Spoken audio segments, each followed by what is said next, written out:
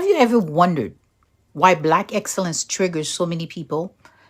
So let me explain something to you. Black people are not behind. We are accelerated evolution. White America has had over 420 years to build, to stabilize, to accumulate.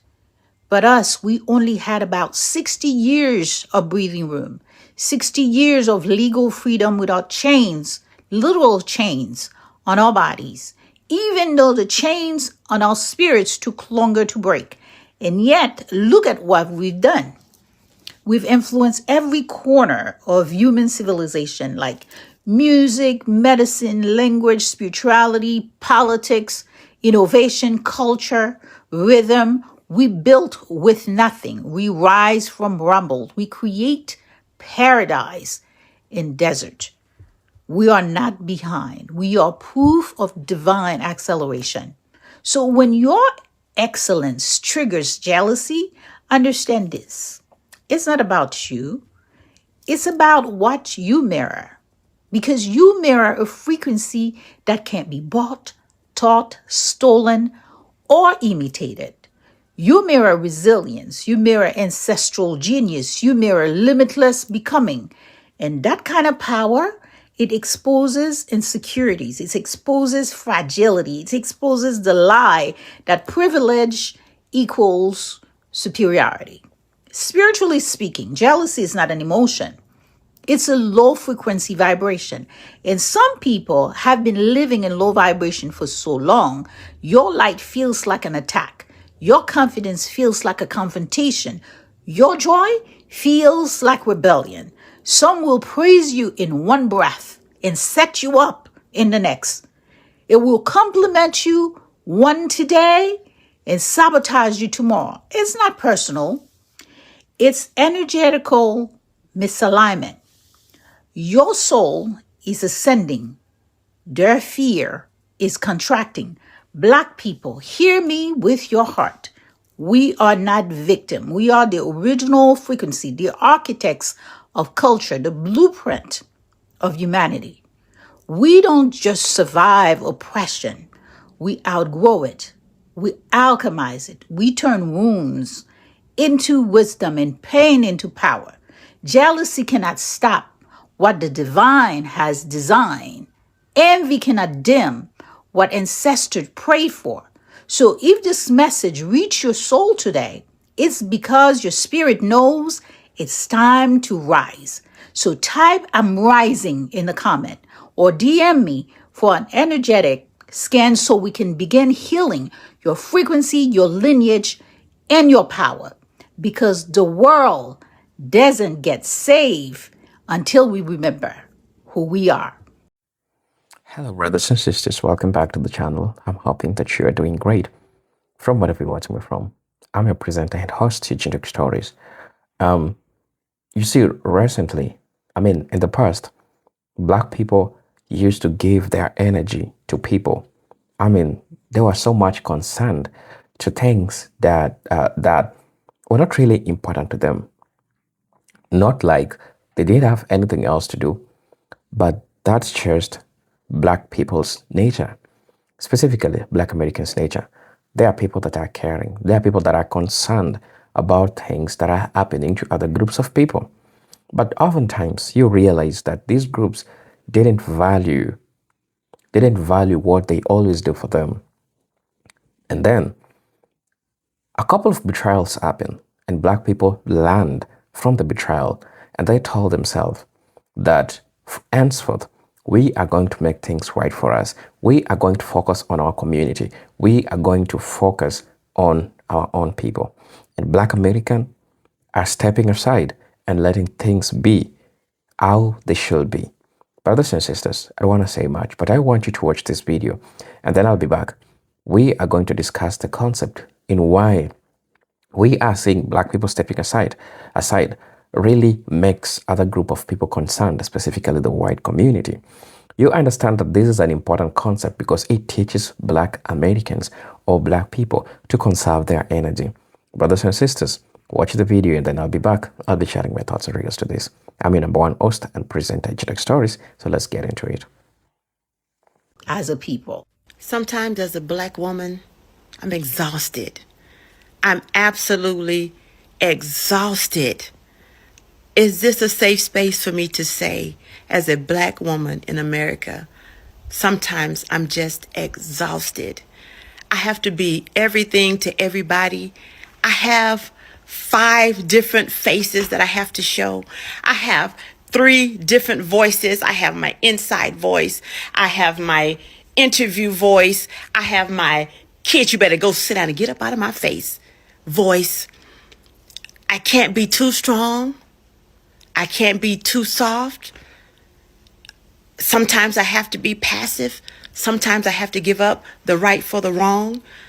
I don't want to offend anybody because I'm stronger. And I'm stronger because I've been through so much. I'm stronger because I have to carry so much.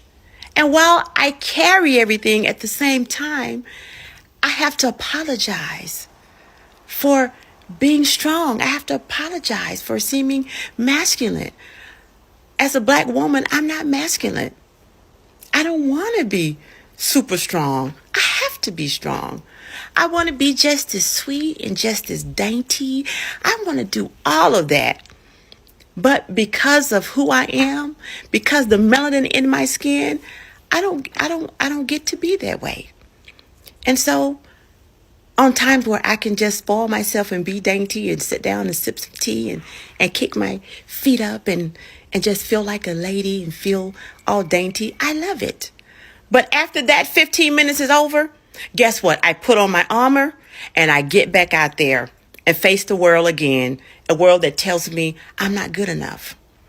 A world that tells me I'm not smart enough. There's no way I could have got this job with my skin color. I don't have the brain power to do it. And so I just wanted to say sometimes we're exhausted, but we keep going. We keep going because we love who we are. And believe it or not, we love everybody. We even love America. America that don't love us. But that's okay because we get up, we put our makeup on, we put our wigs on, or we do our hair. This is my natural hair straightened. But it doesn't matter. We come in all shapes. We come in all colors, all hair textures. But one thing about us for sure, we love, love, love everybody around us. We pour into everybody. We nurture everybody. We pick you up. We dust you off. We give you some words of encouragement and we send you about your way because that's what we're made of. And I just wanted to say that we're tired, but the fight is on. We keep on going. We keep on. Child, the foundational Black American story is one of the greatest ever told. Resistance, resilience, and reimagining. And baby, that's the gag. We didn't just survive. We authored that shit. We are the blueprint. Full stop. Now here's the problem. Folks love to play in our faces with that tired ass question. Where are you from? No, really, where are you from? As if the word American only belongs to white people.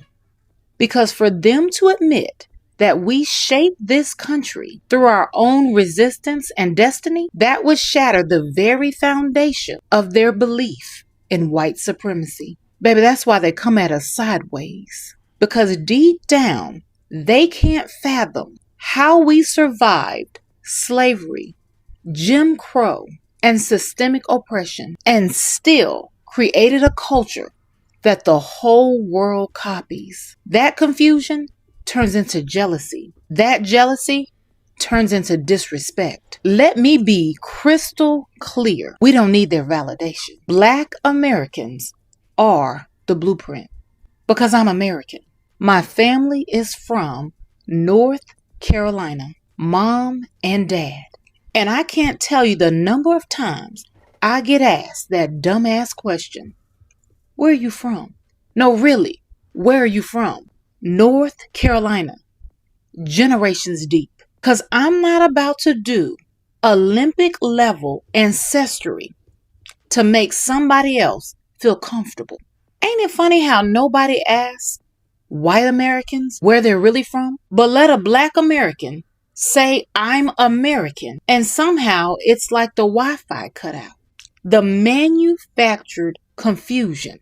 What they don't understand is our story is layered. African roots, European ancestry, not by choice, native connections, and it all converges right here in the United States of America. That's our reality. That's our identity. And that's exactly why some of them are jealous. They can't wrap their heads around how we carried and still carry the weight of oppression and still became the cultural heartbeats of this nation. Music, fashion, innovation, style, language, and I could go on, but I'm not. We set the tone every single damn time. So the next time someone tries to play in your face and say black folks have no culture, no values, here's the list, baby. Family, liberty, justice, God, creativity, and survival.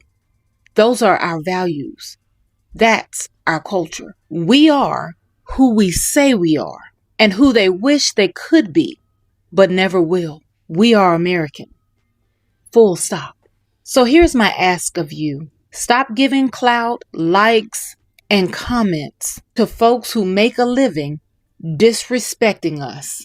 Block them. Protect your peace. Because the Black American story is too sacred to let outsiders rewrite. Child, it's too much. So drink your water. Stay rooted, real, and knowledgeable. And mind your Black business. Happy Black History 365. And I'll see you next time. This is for my ancestors. We carry the screams they were never allowed to release. The rage they had to swallow, the dreams they had to bury in hushed tones, the joy they weren't allowed to feel out loud. Children sitting in silently in segregated classrooms, a mother gripping her child during a police raid. She had to hold her screaming. Their pain didn't die. It passed. In the DNA, in silence, in the way we flinch when nothing's there. I'm talking to you, Black Americans. In the way we fight invisible wars just to make it through the day. Black people praying, protesting, parenting, creating art. But we are the return of the repressed, the voice of the voiceless, the freedom they prayed for in cotton fields and church pews. Every tear we cry in therapy is a liberation march. Every boundary we set is a revolution. Every healed heart is a chain breaking in the spirit world, because my ancestors are living through me. My ancestors are living through me. My ancestors are living through me. And don't be alarmed. We are not just healing ourselves. We are healing the bloodline. Our healing is their justice. Oh, you didn't know? You didn't get the memo? You didn't know? You didn't know that I am my ancestors, and I am not the last generation. I will take my shit by force. This for my black folks, and for my black folks only, because they about to only, you all understand, but this is not for my black MAGA folks. This is not for my black MAGA. Anyway, I'm sitting up here sewing, and I'm thinking while I'm sewing, because I've been hearing so much stuff on TV. I watch a lot of the Indisputable and and I watched Roland Martin, and I'm just so sick of all this racism. I'm just sick of it. I done been living with this racism all my life, and I don't know what makes white folks think they so much better. I just don't. Anyway, that's not even what I'm going to talk about. I'm just going to talk about right now, just doing anything while black. Just anything while black will get you some kind of way. Get your kid unalived. It'll get you, if not unalived, it'll get the police beating you up real bad. You get discriminated when you go into a grocery store or when you go into a restaurant. They don't want you there. You can't do nothing while black. You can't sit in your car and mind your own damn business while black. No, you can't do that. The police will pull up, and then before you know it, they'll want to put you in jail, drag you on out your car and put you in jail, and you sitting there minding your business. Anything you do while black in America will get you in trouble. Now, I want you guys to imagine this real quick. Imagine living somewhere where you don't have to deal with all this racism. Imagine living somewhere where they gonna love you just because you are black. Imagine going somewhere where they gonna say, welcome home, because you were stolen. You were stolen from this land, and they want you there. Just imagine what that feels like when you don't have to wake up to all this hate and all this racism. Just imagine all the peace you could have when you ain't being around white folks, and white folks calling you the N-word. You're minding your business. I don't know what I don't know even what in the heck makes them even think that we gonna deal with that kind of stuff. I think they like going viral so they can get beat up or something. I don't know. But back to my point. You don't have to deal with all that when you are somewhere where you are wanted. You're wanted, your gifts and your talents. You don't have to worry about no DEI. You know what I'm saying? You don't have to worry about DEI because we all look alike. Can you imagine going someplace where we all look alike and we all help each other and we all do this? Well, let me just tell you something. Just got back from Ghana. Welcome home is what the elders told me. You were stolen from here. That's what it said. You were stolen. And you were Americanized. And that's what's a lot wrong with a lot of us black folks right now. See, we got Americanized, and we did just what they wanted us to do. We done turned against each other. Now, them Africans, they don't turn against each other. When I was in Ghana, no. They didn't turn against each other. What they do is they help each other. There's no black on black killing there. Nope, wasn't none of that. Now, depending on where you go, there's gangs and stuff everywhere, but I was in Ghana, didn't see any of that. You didn't see no black police officers killing other black folks. No, you didn't see none of that either.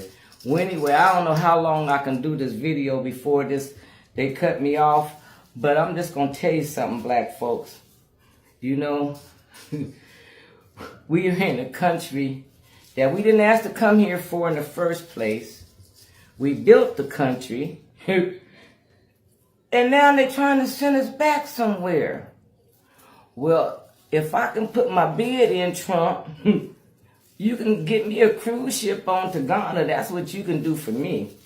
That's what you can do. If you want to send me back on a ship some kind of where, you can send me back on a cruise ship back to Ghana. Ain't no problem. Good morning, y'all. Except to people who are trying to tell Black Americans that we need to embrace Zoran Mamdani like he's the second coming. Absolutely not. I don't believe in the forgiveness rhetoric. The forgiveness rhetoric has been used to gaslight and manipulate Black Americans since day one. We are one of the few people that are expected to be treated like shit and disrespected, but then turn around and support those who disrespect and mistreat us. Absolutely not. This is going to be my final word for a while on Mamdani. But people in the comment sections of my other videos have said, well, did you want his opposition to win? No, but that doesn't mean that I have to like and kiss his ass and praise him. I absolutely don't. I found out everything that I, as a Black American, needed to know about that man last year when he did not support Kamala Harris's presidential campaign and platformed that non-committed movement. That told me all I needed to know about him and others like him. Because it is obvious that Kamala Harris would have been light years better for the country than what we have in there now.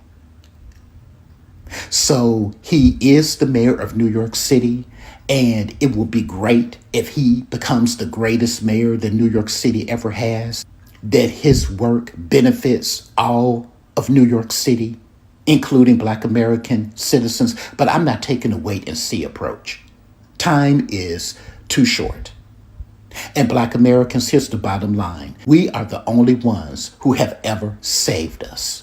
Don't buy that lie about Abraham Lincoln freed the slaves. No, we freed ourselves.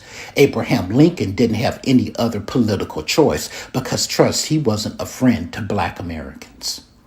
We have always fought for justice and our rights. We have always stood alone, as the last election was the latest proof of that. Let me tell you, Black Americans, that I am proud of us. People talk shit about us. People within our own community talk shit about us and underestimate us. But y'all, I felt the energy and I still feel it ever since those election results came in on November 5th, 2024. And we've got the memo. We didn't just now start talking about closing our wallets and purses to discretionary spending. Yes, buy what you need.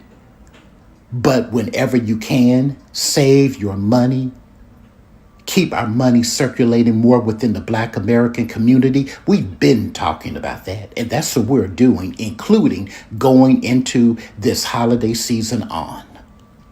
I will never underestimate us because we are here now because of the strength and the resilience and the brilliance in the fortitude, in the spirituality, in the creativity of our ancestors. And most of us exhibit those same traits because they've been passed down to us. But in terms of, well, Black people, it's nuanced and we need to understand. No, we don't. The only thing that we Black Americans need to do is be Black, and then when it is time, die. That's it. We're going to save ourselves by refusing to spend our money with these retailers and corporations and businesses and individuals that disrespect us. Oh, you better believe they're going to hear us and give us what we want if we stay the course. And I believe that we will, because we're already seeing the effect. Having more money in our pocket, supporting Black businesses that are truly providing products and services that are benefiting our community and the greater market as a whole. We are getting that memo. And again, I am proud of us. So that's how I feel. And that is my final word on Mamdani.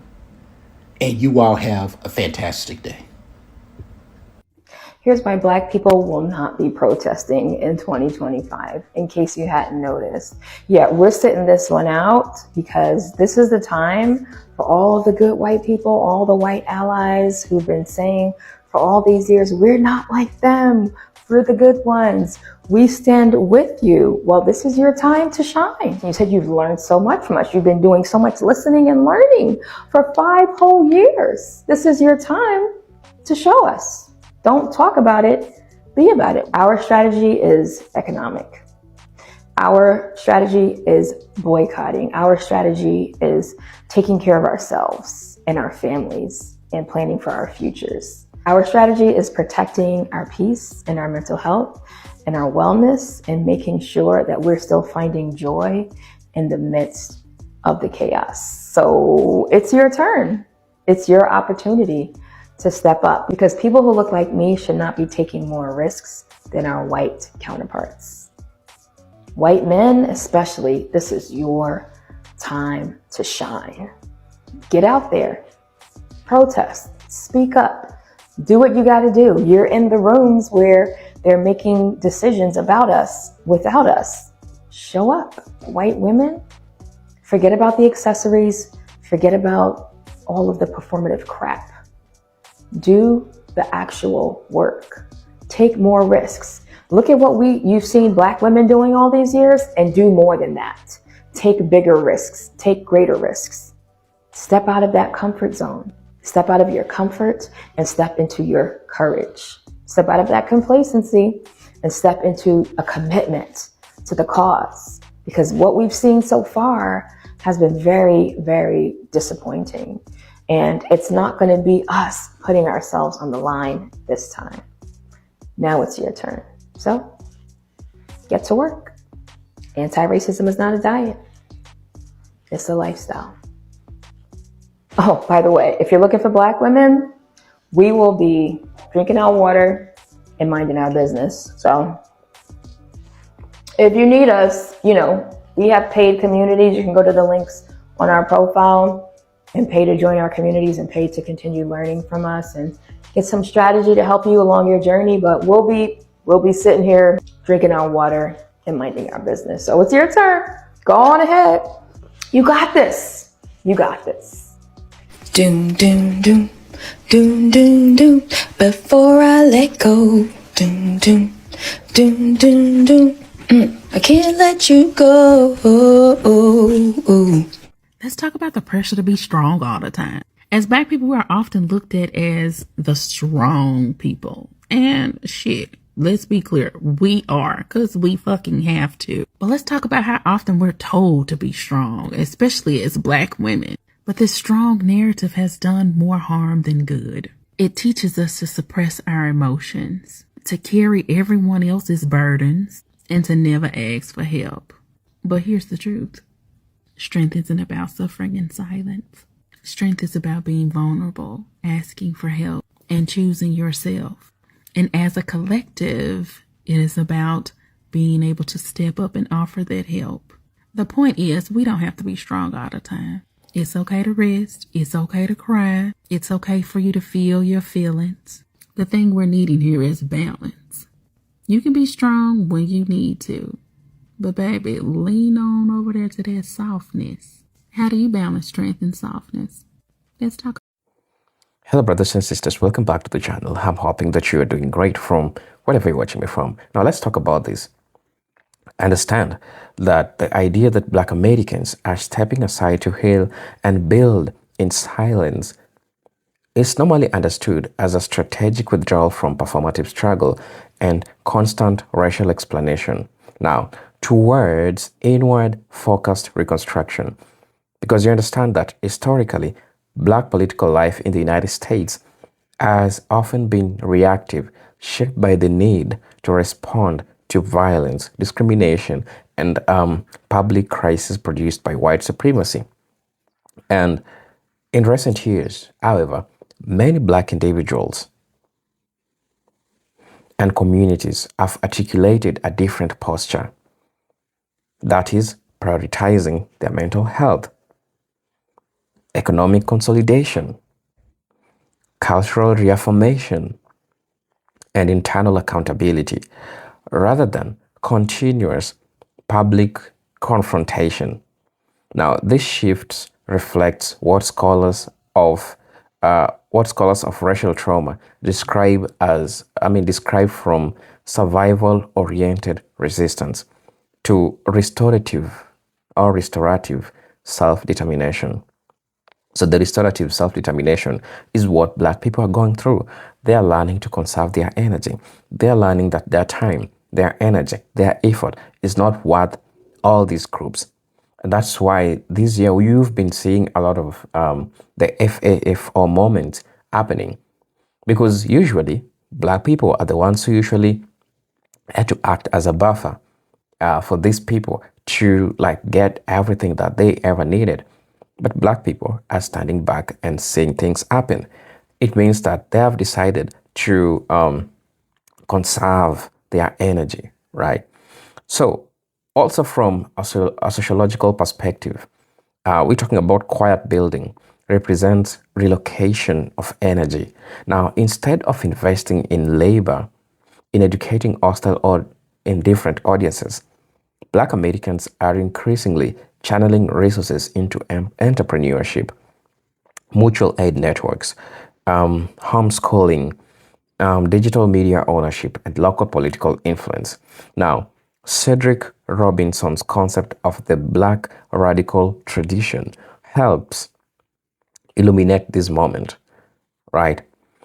Resistance does not always take the form of mass protest, but can also emerge through autonomous institution building. Now, silence is here, not passivity. It is the refusal to remain legible on terms set by dominant society. It is not like Black people are not willing to help people. I'm explaining this in layman's language. It is because Black people have understood their worth, and that's where they are putting their energy.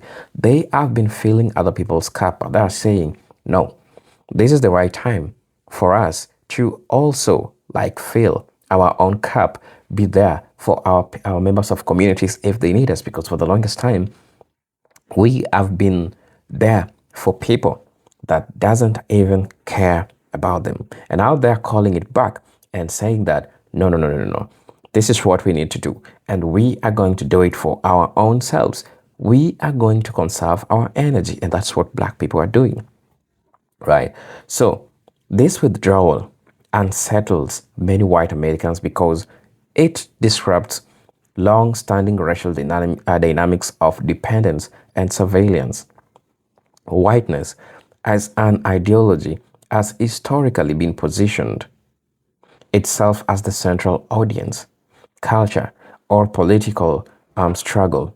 You understand that when Black Americans disengage from this relational framework, it produces anxiety. So scholars such as George Lipsitz have noted that white identity in the US is often maintained through contrast and control. When the other is no longer performing, it's no longer performing pain, protest, or explanation, the coherence of whiteness itself is threatened. And this is how it has always been. And additionally, the anger or discomfort stems from loss of access. Understand that for decades, Black suffering has been hyper visible and commodified through media, through politics, and even corporate diversity initiatives. When Black communities choose privacy over exposure and strategy over a spectacle, it interrupts what Saidiya Atman calls the spectacularization of Black pain. Spectacularization. It's called the spectacularization of Black pain. Silence, deny, voyeurism. It also resists liberal demands and constant engagement, dialogue, and reconciliation that often place the emotional burden on the oppressed rather than the oppressor. So you get how all this happens, right? Now, there is also an economic dimension to this reaction. As Black Americans focus on internal circulation of wealth and skills, it challenges extractive arrangements that have historically benefited white institutions. Building in silence means fewer unpaid diversity panels, fewer symbolic roles without material power, and less cultural labor offered without compensation. Political economists argue that this shift signals a move away from integration as assimilation towards what we might be calling selective disengagement, participating in broader society while limiting exploitative access. Now, what's so much important is that this moment should not be misread as separatism or abandonment of justice claim. Rather, it reflects a recalibration of tactics informed by historical lessons. After Reconstruction, the civil rights movements and the post-Black Lives Matter era, many Black thinkers have concluded that visibility does not automatically yield structural change. Healing and building quietly allows for long-term capacity development without constant disruption by backlash, by co-optation, or state surveillance.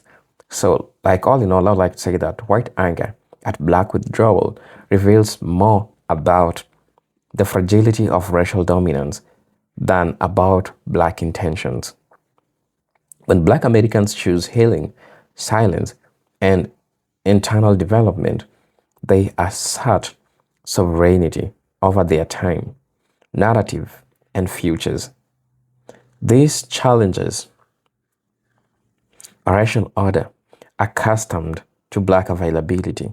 Now, emotionally, culturally, and politically, far from being a threat, this exposure represents a mature phase of collective strategy, one which is intertwined in self-preservation, historical consciousness, and the pursuit of durable power rather than symbolic recognition. So, brothers and sisters, please let me know what you think and feel about this video. And as you know, I'm your host and presenter Ancestral Stories. But until then, I'm hoping to see you in my next video. Peace, love, and harmony. Salute.